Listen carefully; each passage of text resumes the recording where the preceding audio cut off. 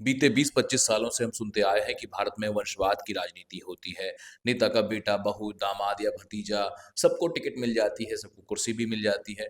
उम्मीद थी कि पिछले 10-15 सालों में ये दौर कम होगा और धीरे-धीरे खत्म हो जाएगा, लेकिन हमारे अनुभव और इंडियन एक्सप्रेस की ये नई रिपोर्ट बताती है कि ऐसा कुछ भी नहीं हुआ है। उल्टा भारत की राजनीति अब पहले से ज़्यादा परिवारवादी हो गई है।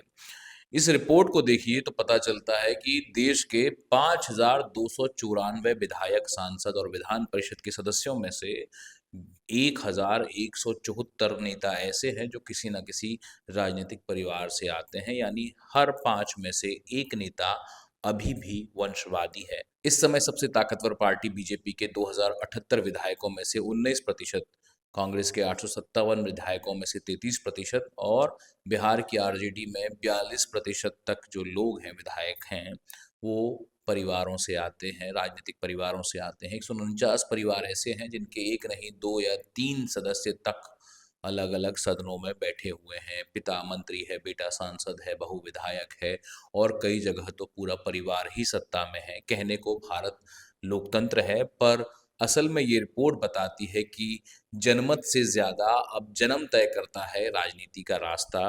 आपको राजनीति में अगर जाना है तो ज़रूरी है कि आप किसी राजनीतिक परिवार में पैदा हों, तो आपके रास्ते जो हैं वो थोड़े-से आसान हो सकते हैं। ये किसी भी पार्टी की बात है, ना केवल कांग्रेस या बीजेपी की, किसी भी पार्टी की। तो सवाल ये नहीं है कि कौन किसका बेटा है, सवाल ये है कि क्या जनता अब भी उसी बेटे को चुन रही है, जिसके बाप को उसने चुना था, या किसी नए चेहरे को मौका देने की हिम्मत भी रख पाती है।